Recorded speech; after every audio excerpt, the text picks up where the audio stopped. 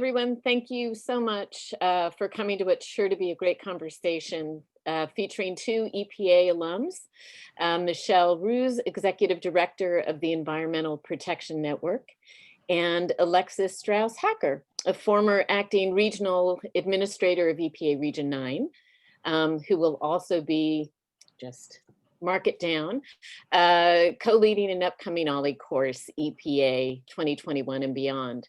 So without further ado, Alexis, take it away.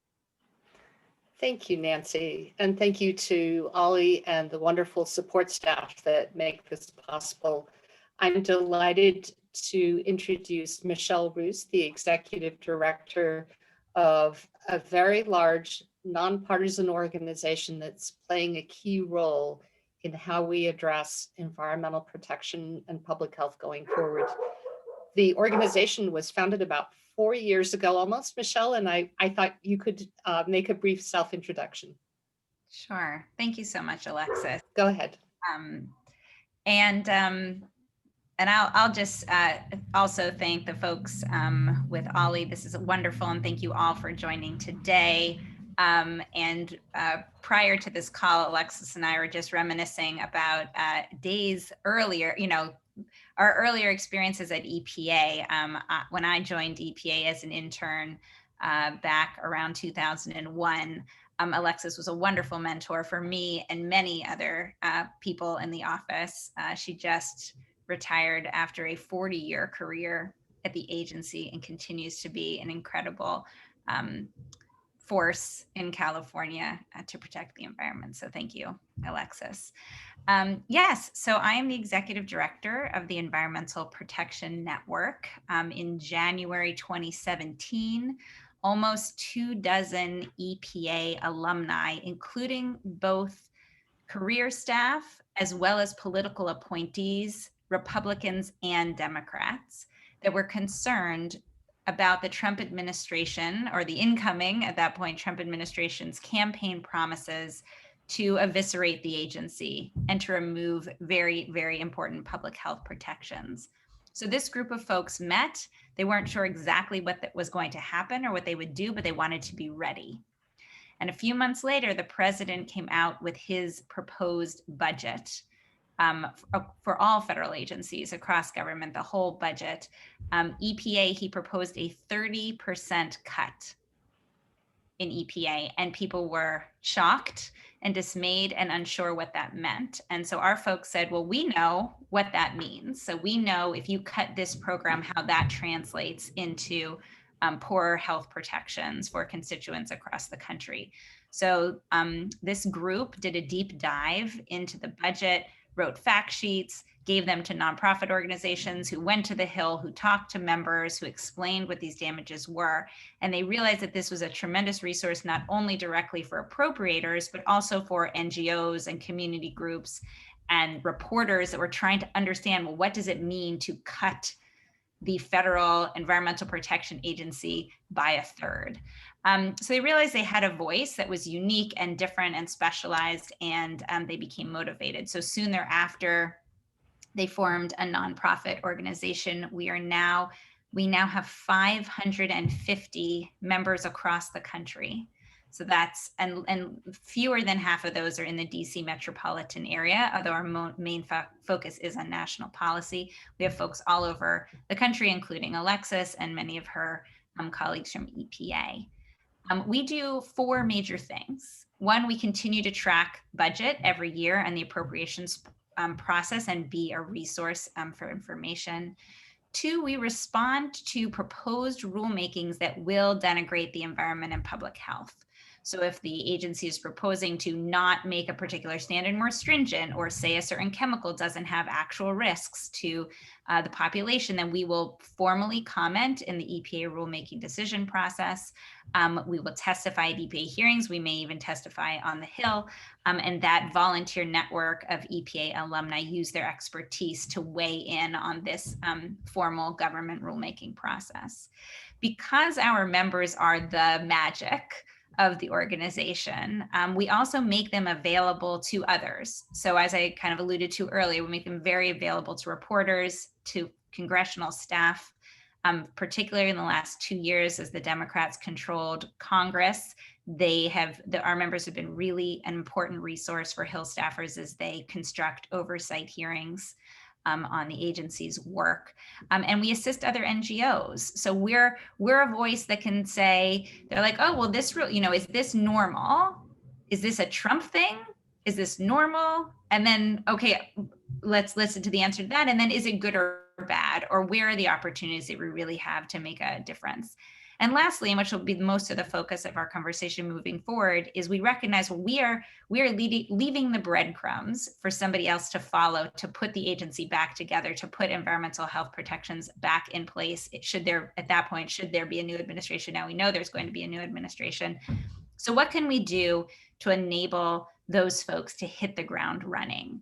So Alexis and 99 other volunteers in our network got together, brainstormed ideas, decided to put forth 17 different papers that go office by office by office and say, okay, day one in the Office of Research and Development, this is what you need to do on science. First 100 days, here's the thing. And they laid out a plan, which from our understanding was very welcome. With the transition team has been a big part of the agency review team process to look at those recommendations, to incorporate them into what that team needs to pass on to the incoming folks. And we want to continue to be a resource moving forward to see that those recommendations are heard and implemented. So that was a long answer to a short question, but I hope it gives all of you on the line a bit of context as to what our organization is and does. Thank you, Michelle. And I have some good follow-up questions. I want to welcome everyone and invite you, as you may have questions during the course of our hour-long discussion this morning, please feel free to put questions in the chat box, and we will, during the course of this hour, be bringing forward your questions and responding to them. There are also some wonderful EPA alumni who are participating with us this morning, I see, who have joined us. And one of them is my co-host of our upcoming OLLI wintertime course, Dan McGovern, our former EPA regional administrator, who has continued to be very passionate in wanting to protect and build EPA going forward. So thank you all for joining us this morning. Michelle had just mentioned the Environmental Protection Network's compendium of policy recommendations that were intended for strengthening EPA, whether we had this administration or a new administration. And very soon we will have a new administration. And Michelle, why don't you, of the 17 major areas, why don't you pick out a couple and talk about what some of those recommendations are? Sure, thanks, Alexis. So we noticed some themes that showed up across all of the papers that I think might be important to pull out. One seems quite basic, but we have to remember what we've just been dealing with for the last 4 years. And as Alexis said, we had hoped that these would be invited no matter who won the election, if there was a change of heart or a new administration that had new goals. We really need EPA to reaffirm its commitment to public health and the environment, right? This isn't an agency that has any other goal but also, that EPA must be free to conduct scientific and economic analysis free of political interference. We saw this time and time again in the last 4 years, where EPA career staff were pushing for one thing, the politicals were pushing for something else, and they won. Now, what in some ways we've lucked out because many of those decisions are caught up in litigation and will not ultimately be successful. It was a giant waste of time, and it was very significant to reduce morale within the agency and public trust in the agency. So regardless of the political party, economic, scientific, engineering decisions need to be made on the facts and not on political whims or values. It needs to be on the facts. Another theme was that it is very important to incorporate environmental justice in every aspect of the EPA's work. So right now, each of the regions has maybe a relatively small Office of Environmental Justice that pushes in to the various programmatic offices and does an excellent job. But it needs to be every single EPA employee's responsibility to see that we are thinking about the disproportionate impacts that pollution has on low-income communities, communities of color, and Indigenous populations. So that needs to be infiltrated throughout. And so we saw those themes across the board: the importance of bringing it into drinking water, into mobile source pollution, into our international work. The agency needs to be thinking constantly of environmental justice. The other thing is that there needs to be a focus on what's going to get the biggest bang for the buck, meaning what can we do? What can the agency do? I say we, mind you, I've left the agency many years ago. I obviously have a really soft spot for it because I keep saying we. I mean EPA, the future of EPA. EPA needs to focus its initial actions on things that will create real benefits for real people, and ideally the greatest benefits for the greatest number of people, with a special emphasis on environmental justice and frontline communities. The last two pieces, I would say, was the need to collaborate with states, localities, tribal governments. The EPA regions have traditionally worked very, very hard on this. It's a very collaborative relationship. And I would say that the Region 9 office, which Alexis is an alumni from, does it very well. That's not the case with every single relationship in every single region. So that needs to be improved. The states often have the lead. The states are often recipients of federal funding, and the states need to be respected and to work collaboratively. EPA brings one piece, the state will bring another, and with that connection, greater things can be done. Lastly, I referenced it a little bit earlier. There needs to be just the utmost of ethical behaviors at the agency. Unfortunately, we saw this with Donald Trump's first political pick for EPA, Scott Pruitt, who really resigned under tremendous amount of public scrutiny and unethical behaviors.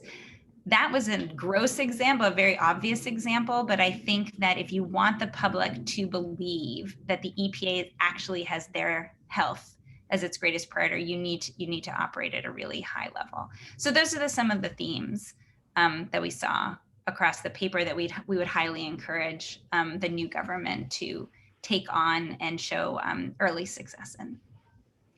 And we would be very happy to share with all of you the link to the Environmental Protection Network report.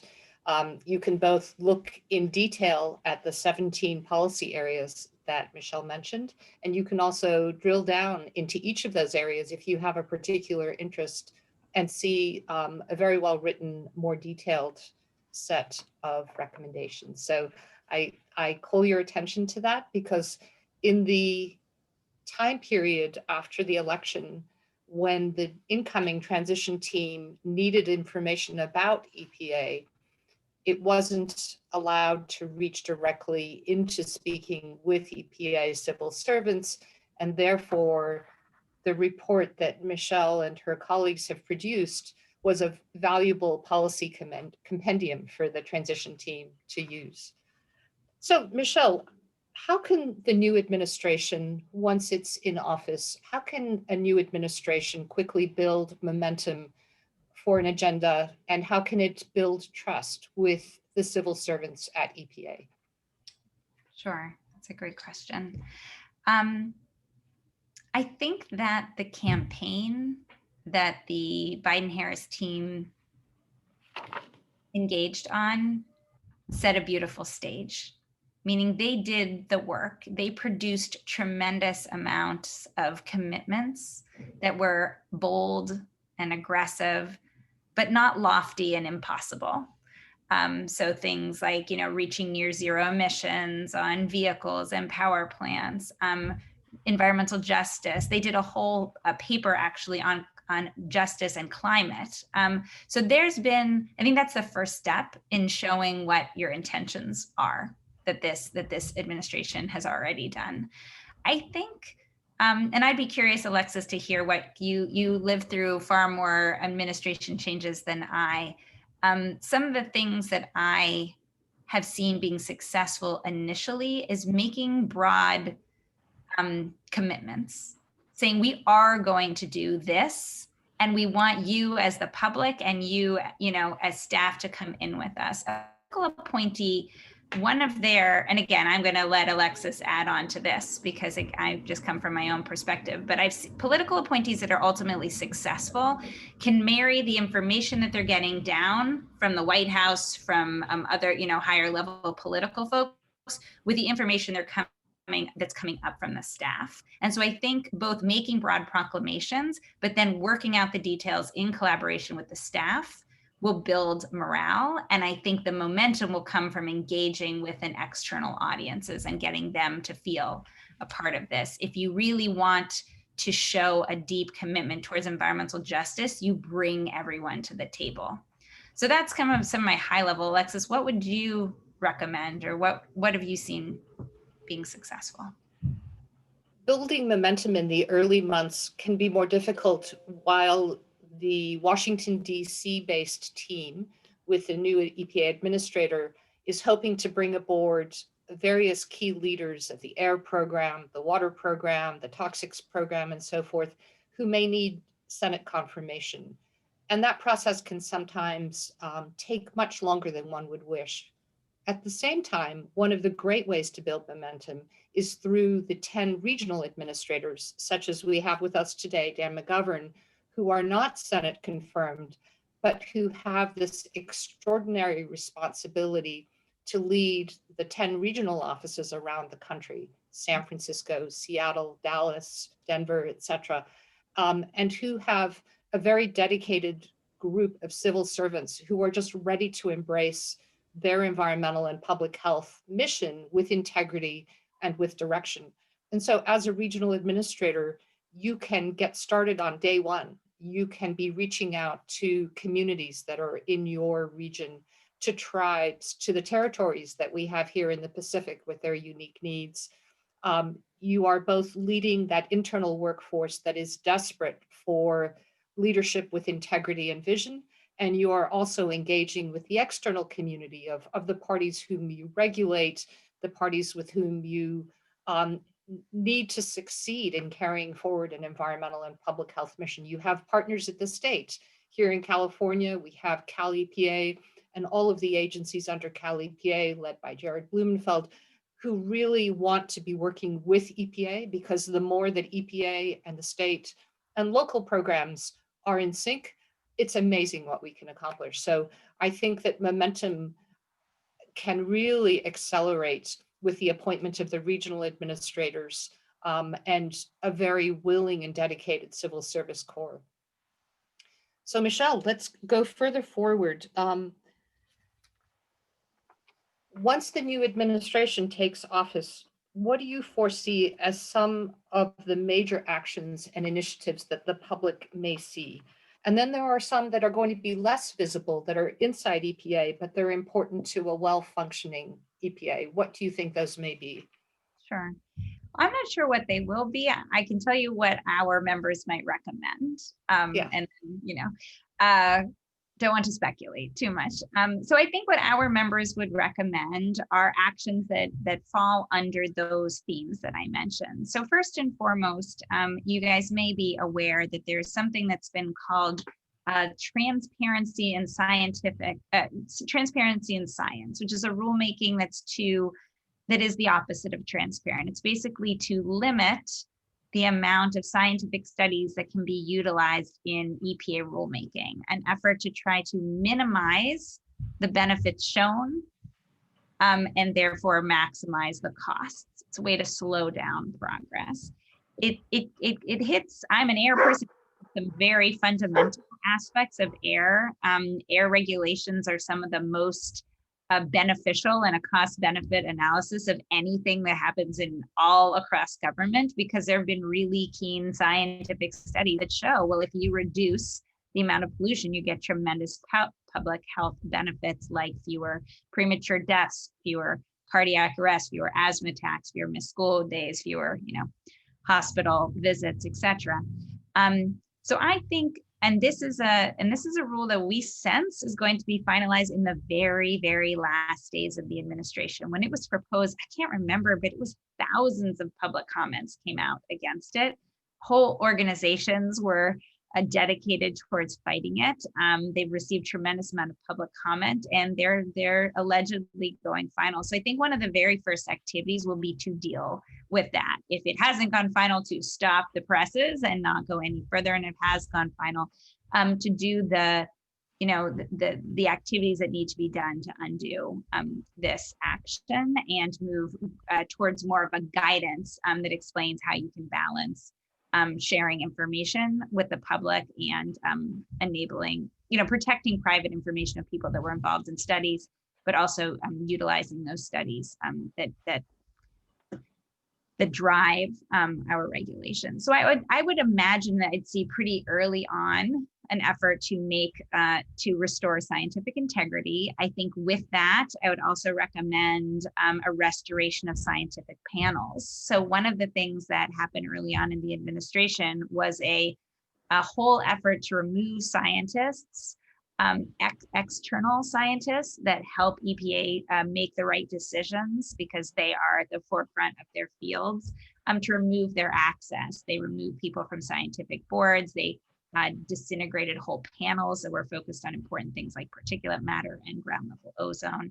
And those are actions that you can quickly undo. You can quickly bring people back. You can quickly open up the doors again. You can quickly reestablish panels. So I would imagine, our members definitely recommend action on that. I think what you also see is, I think what we would hope to see is a comprehensive plan on climate. We can kind of surmise by looking at the fact that we now have John Kerry, former Secretary of State, and Gina McCarthy, former head of EPA, both respectively doing international and domestic climate work. So I would think of full intention and a proclamation that this government is going to work across agencies, across the federal state divide, to do some really bold actions on climate. And what that will entail a lot of are actions to reduce emissions from mobile sources.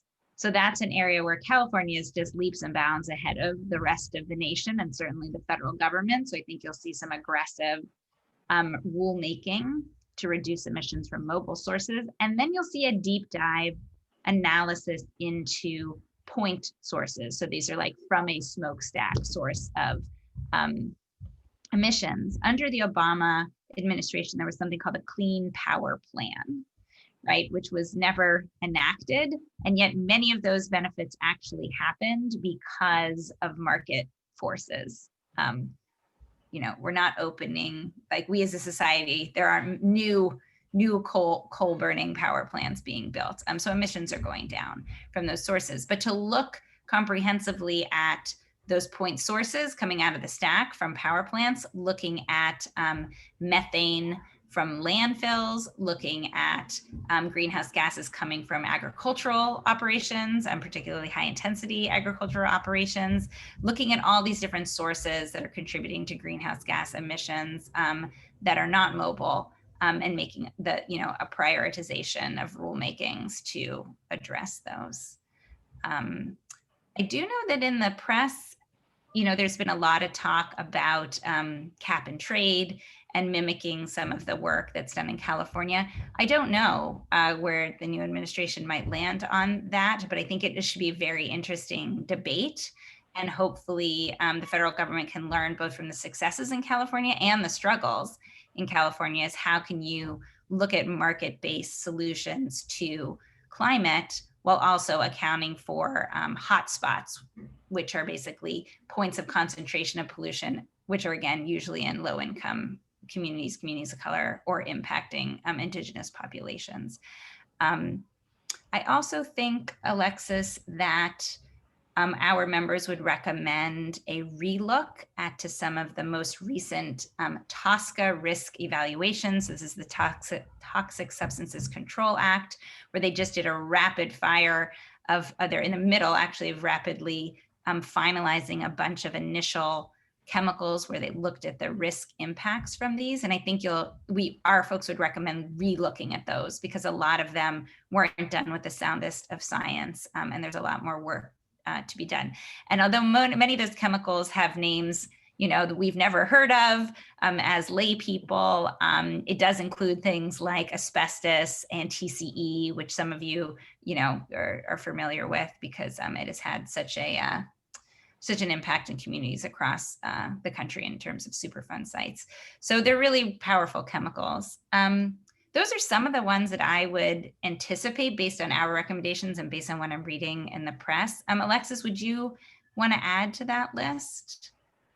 I think that one of the challenges for any administration is how do you take a federal agency like EPA, a federal regulatory agency, and how do you connect directly with the public, with community needs on the ground? And I thought, Michelle, you've had some exceptional experience working on the West Coast in making sure our ports have cleaner commerce. Do you want to talk a little bit about that experience and how that might inform dealing with underserved communities with their particular concerns, such as we have here in West Oakland?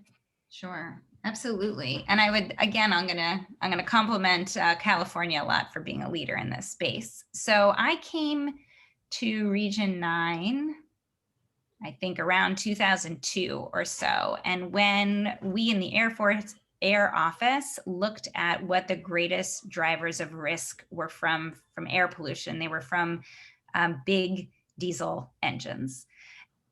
Big diesel engines were built to last. And so they last a really, really long time, which means you have, as Alexis was saying, a lot of port equipment, a lot of trucks, a lot of forklifts, the ships themselves are big diesel engines. And then in addition, I think they might even don't exist anymore in California, but they definitely exist where I live currently in New York, like diesel school buses. You have diesel farm equipment. You have long range and short range trucks. So you have diesel emissions, and they're very significant. And even when the state government or the federal government create significant and stringent standards for fuel and for engines, you have these legacy vehicles. You have these vehicles or this equipment that's out there forever. So we mimicked something called the Carl Moyer program. The Carl Moyer program had been in existence for quite some time at that point, which delivered grants to reduce emissions from existing engines in California. And we in the federal government thought, well, we can't immediately start giving out grants, but what we can do is identify, well, what would we do if there was a influx of money? And it's actually ironic when we were preparing for this, right beforehand, they said, oh, well, where are your PowerPoint slides? And Alexis and I are like, oh, we hate PowerPoint. So we actually had a meeting with 150 folks for an entire day with no PowerPoint, where we basically split up into small groups. Okay, you technology producers go over there, you local folks, you state folks, and we had all these little discussions, and then we divided a different way. And then we divided a different way so that a lot of people could marinate about where are the emissions reductions? Where do we know we have the technology right now? And with a little infusement of money, we could see that playing out. And by the end of the day, we had a plan that we were going to collaborate. We were going to form something called the West Coast Collaborative. So it was all across, all like I-5, right? All up and down. And we would try to utilize the money that we knew existed, do a bunch of pilot projects and see if we can attract additional money. And it turned out that it was very successful. It was replicated actually all across the country. So you see diesel collaborators at Northeast, diesel collaborators at Southeast, mid, I don't know, there's a mountain one in there somewhere.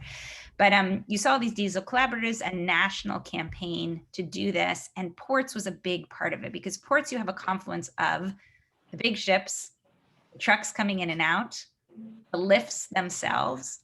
And what you also often see is residential populations very, very close by. So there was a big ports initiative that started where they looked at all sorts of electrification, of conversion to natural gas, of standards to reduce emissions from the ports. And it was a wonderful way for federal government to work directly with the communities involved. So Alexis mentioned West Oakland, but you also see it around the LA port. Like, there are communities that are desperate to stand a fighting chance of being successful. And if the environment around them is poisoned and not allowing them to attend school because they're having so many asthma attacks, it's not allowing them to go to work because they have cardiac issues because of long-term exposure, they don't stand a chance. And so this was a way to look at tangible reductions, and they're immediate, meaning you take that truck off the road, that's gone. Those emissions are gone. You electrify elements of the port, those local emissions have disappeared, and they don't stand in the way of economic growth. I will also say, I had a thought about communities, and so here's something that just actually made it very real. And I think I think our members would also encourage this of the new administration. COVID decimated so many different communities. Studies are showing that communities that had long-term exposure to particulate matter, so that's what I've referenced a couple times before, the small particles that get into your lungs and cause major damage and cause very significant public health impacts. So communities that had long-term exposure to particulate matter had a greater chance of death from COVID. So we have like a real tangible example that's happening right now that this administration is saying that they're very much prioritizing is getting rid of this, but also helping people rebuild. And I think that's a good opportunity to marry those. In our recommendations, we mentioned something called CPR. I can't remember what it stood for. Community.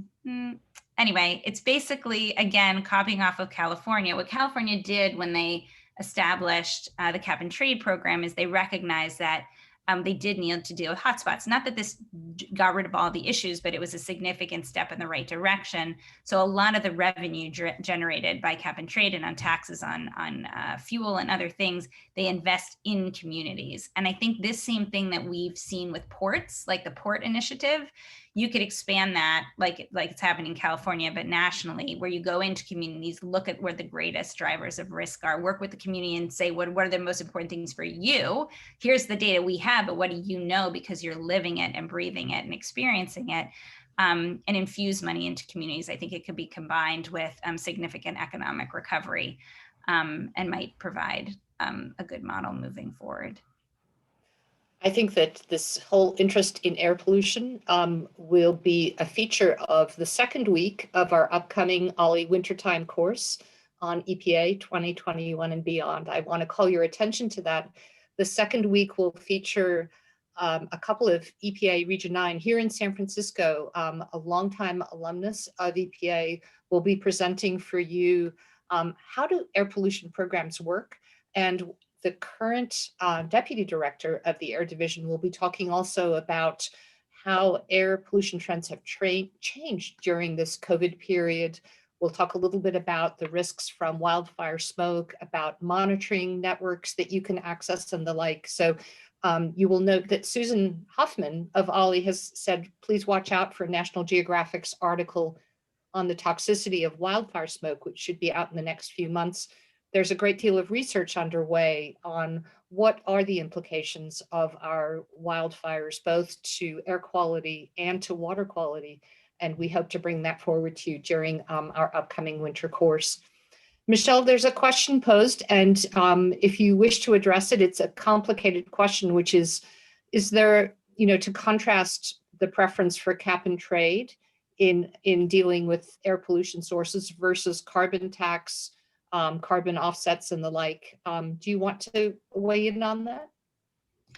I will say that EPN does not state a preference. I think they all need to be explored and understood. There's no silver bullet on climate. When I was in graduate school, one of my professors actually developed, it was called the wedge game.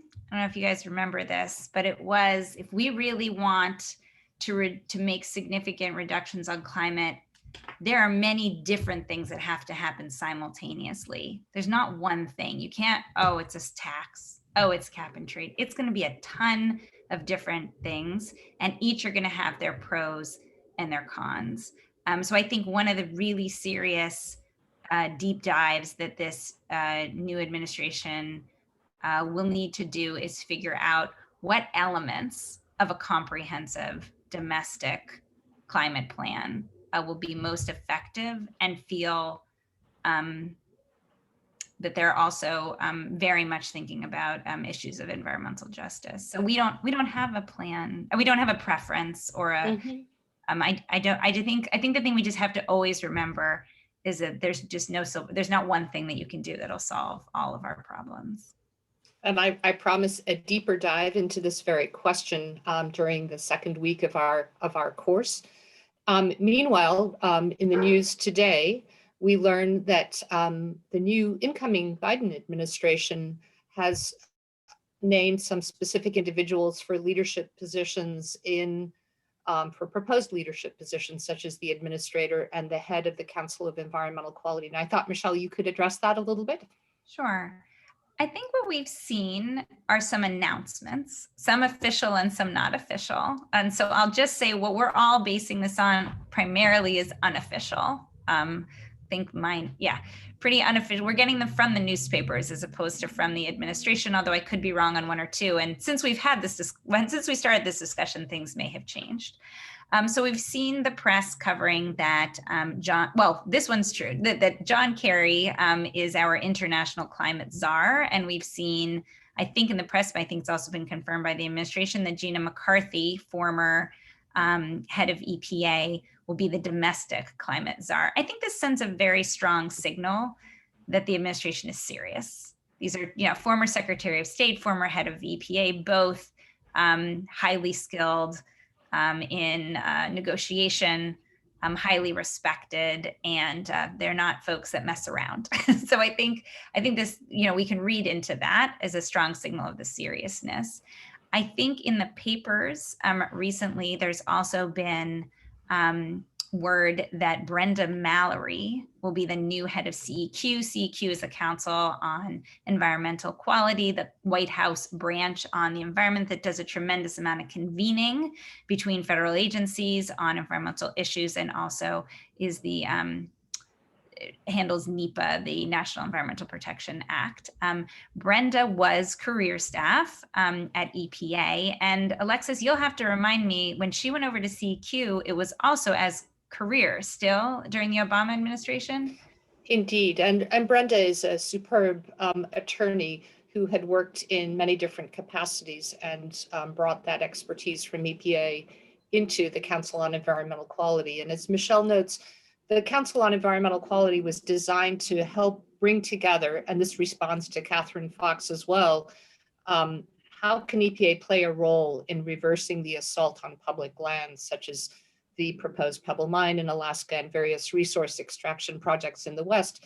CEQ has played a very important role, either very effectively or ineffectively at various times, in addressing large projects that need federal permission. So for example, in the last decade, a number of very large copper mines in Arizona have been proposed. In Alaska, in Bristol Bay, which is a critical fishery for the world, if not for the United States, the proposed Pebble Mine was proposed. And ongoing such projects, whether Nevada gold mining, Arizona copper mining, and so forth, the large resource extraction projects continue to come up, and they require EPA to get involved through, as Michelle mentioned, the National Environmental Policy Act, which requires, it's an information disclosure kind of a process, but it also then brings in other public, tribal, and citizen interests who may wish to weigh in on this. And it's typically can be very controversial.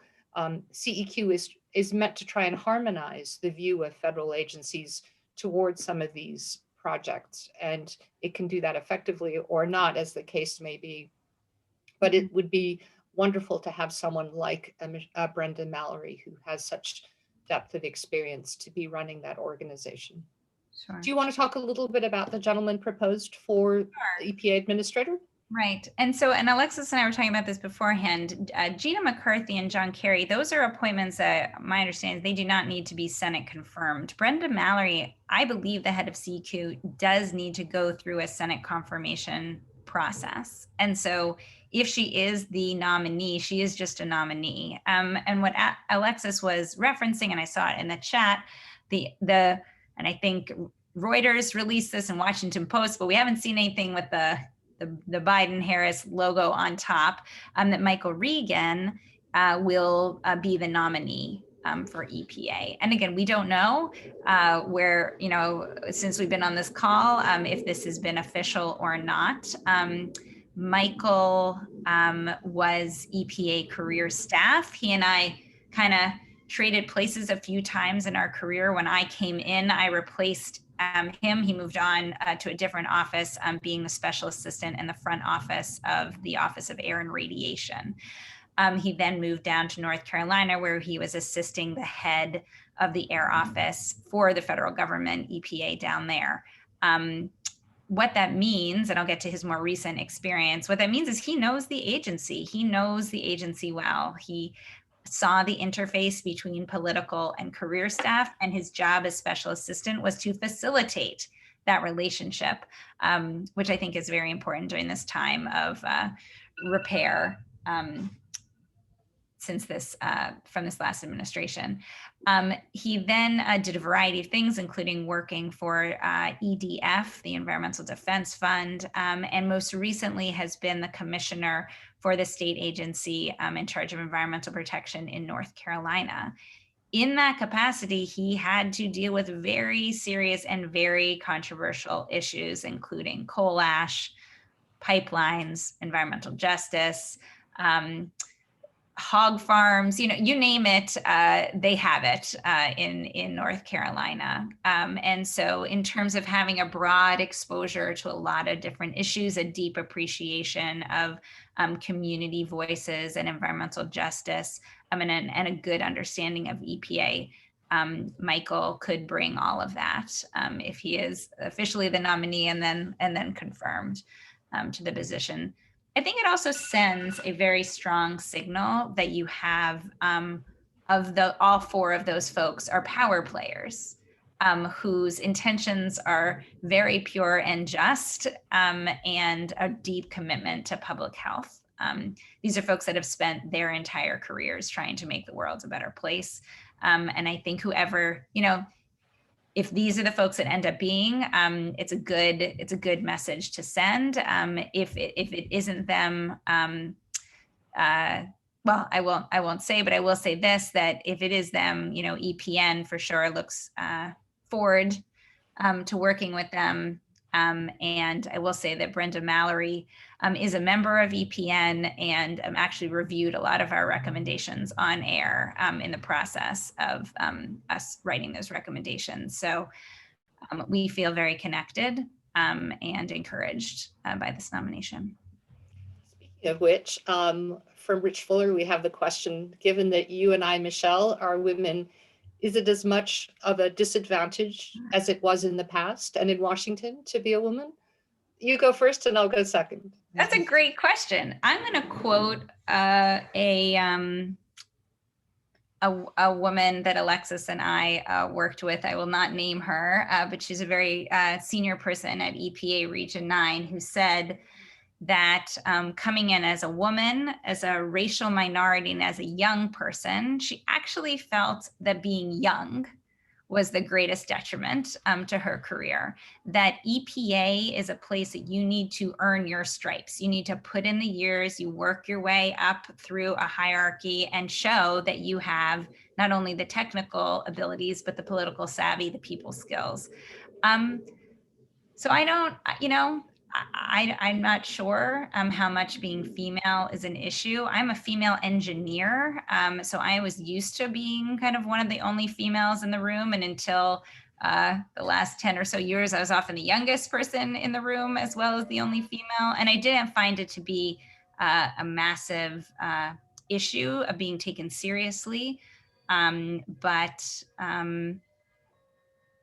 yeah, Alexis, I'm curious what your Well, I think as experience you is. note, when one is new to an organization, I came into EPA San Francisco directly out of graduate school at UCLA. And I think I was just, even though I had had many internships, I didn't have enough grounding in the EPA regulatory and other programs. And so I needed to work hard.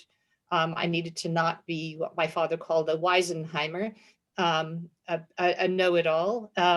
And I think that the most important thing over my 40 years at EPA was being given responsibility and expected to live up to it and deliver. And for that, I thank Dan McGovern, who's with us today, for giving me a very significant leg up and the confidence to do good work. But I'd like for all of you to know that at EPA now, there is simply an amazing team of senior managers, women and men, who do great work and who in turn have hired the next generation of environmental protection and public health people to carry us forward, both in the Bay Area and in the West. I'm just amazed at the caliber of public servants that you will find at EPA now. And I want to invite you, whether you take advantage of our wintertime course, where you would get a very detailed understanding of each of EPA's programs, but you will also meet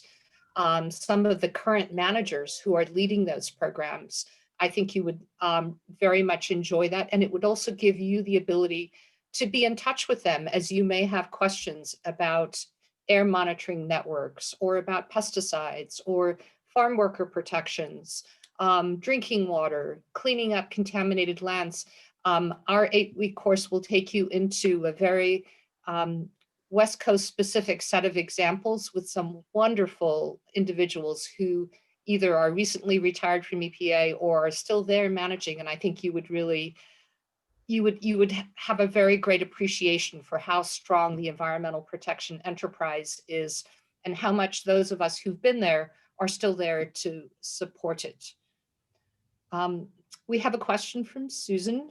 Regional governance is its own work of political art and has its possibilities and downsides. A moment on its complexity. Yes, regional government. Michelle, your observations.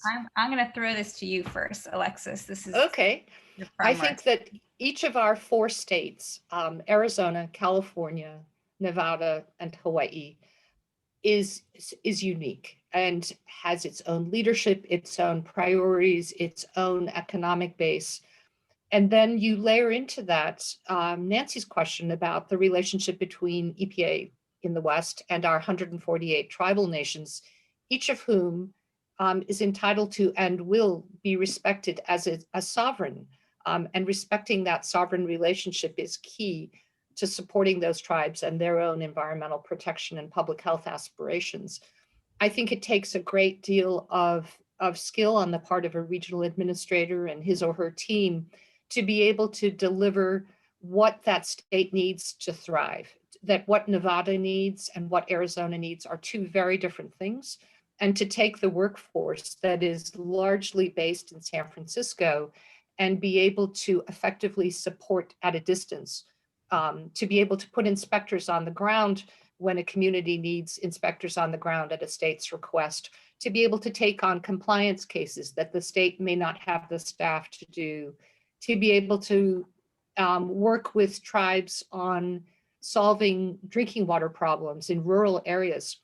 We can all appreciate that of the thousands of drinking water systems in California, we have so many communities that still don't have what the state wishes to be the right to water that's safe to drink. So we're going to be exploring all of these topics, and we're going to, in doing that with you, we're going to try and show what is it that's so interesting and varied about regional governance.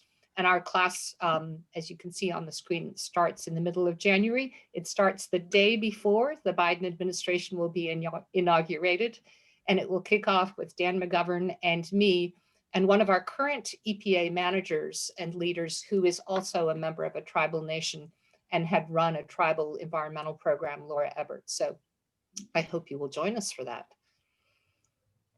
Michelle, I would like to take a moment while we still have it and take, in California, in the West, but throughout the country, we've both talked about communities that are underserved, that have environmental justice concerns, and that continues to come forward now. What are some of the difficulties of a federal agency like EPA reaching in and making a difference in communities with environmental justice concerns? There are a lot. I think I'll say this because I was recently interviewing someone for a job, and you always put in that question, like, what's some critical feedback you received, and how has that influenced the way you do your work moving forward? As a young engineer in EPA Region 9, I would go into a community and say, well, look at the data. This is what's hurting you. It's these trucks. It's this chemical. It's this Superfund site. These are the things that are driving you. And they're like, but no, I really care about that smokestack.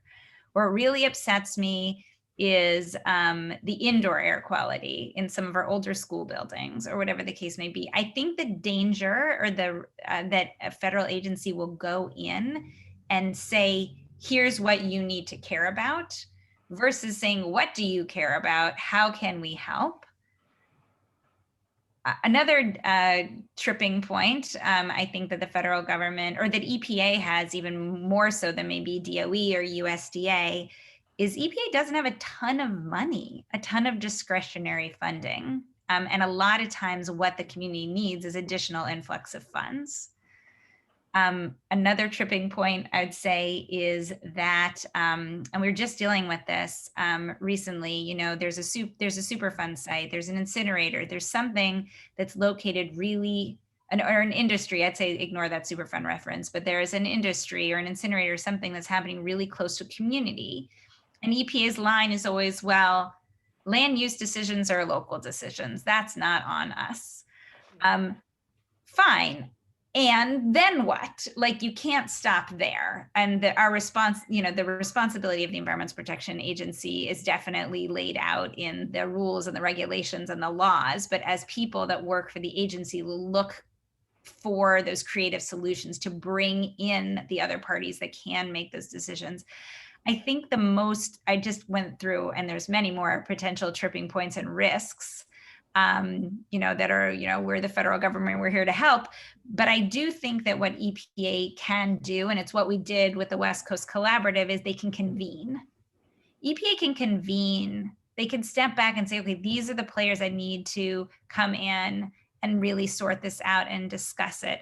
Oftentimes there are solutions that you don't need the lawyers to drive. You don't need the regs to determine, that you can collectively all decide to do a piece of it based on the authorities that you have to get things done. Also, if an agency by nature hires engineers and scientists and economists, they're not necessarily hiring organizers.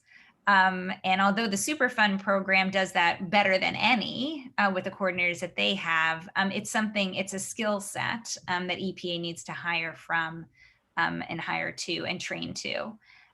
So I think those are some of the concerns going into it. What would you add to that, Alexis?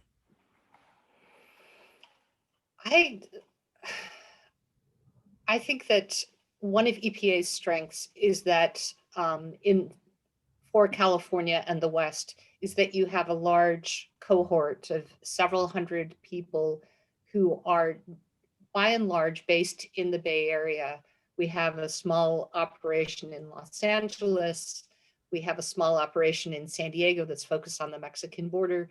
We have a small operation in Honolulu that's focused on Hawaii and the Pacific. So EPA's strength is having all these different scientists and engineers and other environmental protection people in one place, normally in pre and post-COVID times. But it also means it's very hard to be in touch with what are some of the unique needs, particularly of rural areas. Let's just focus on California. What Imperial County may need in terms of air quality for children with asthma, or what farm workers may need in terms of, being protected from pesticide drift, is very different in Imperial County than perhaps in Monterey or perhaps in an urban area. And so can EPA be nimble enough to have its ability to reach into not the large urban areas, which do well in representing their own needs, Los Angeles and San Francisco, but how do we reach people who don't feel that EPA is there for them? And I think that's one of the great challenges going forward. I do have one eye on the clock, and I wanted to reach across to Nancy Murr and Susan Hoffman, our wonderful hosts for this and for our wintertime course, and ask them if they'd like to weigh in with any particular remarks. Nancy? All right, Susan? I'll hand this to Susan. But thank you both so much. Wonderful, illuminating. Yes, let me just say hooray, hooray for the return to science, to facts, and to such a smart lineup, not only in the field, the nonprofits and the NGOs, but also the leadership lineup is just sounding really good. From the perspective that we know that we need those political skills, those bureaucratic skills, and we also need the science leading. The one thing I have just as a remark, and part of it is just the complexity, of the EPA's work. One of the things that I've encountered over, my 40 years of public life has been the role that the arts and artists can play in communicating very difficult stuff. And I know you just mentioned the EPA has limited funding, but if there were to be interagency agreements with state arts councils and local arts councils to employ artists to help with getting the message out, whether or not it's through murals, or there was a period of time where we had eco-rap. I'm certain there's a lot of, different videos and apps that could be created, but some things that begin to really address young people and the behaviors that they can have that will be pro-climate. And so it's my own personal thing. I represented the arts for a decade in Sacramento and Washington. And, there have been so many interagency agreements, and I think so many of those have been lost. And so I'm hoping that we see that weave in government again, of artists and all of us being able to use the power of our various agencies and the attention, that we can get from the public. Well said, especially in reaching into communities and all different age groups and touching people and having them feel like this is important. We're not just a regulatory agency at EPA. I would like to express my appreciation to everyone who has joined us for the past hour. It is gratifying to be able to bring forward information about the wonderful compendium of policy recommendations that Michelle Roos's Environmental Protection Network has brought forward, and for you to be able to rely on EPN for some of this information that may interest you going forward. And with my co-host, Dan McGovern, we invite you to join us on January 21st for our 8-week deeper dive into how environmental protection programs work. It is our labor of love, and we'd love to have you join us. So thank you, everyone. And thank you, Michelle, for giving us your time today. Yeah, thank you. Goodbye. Thank you, guys.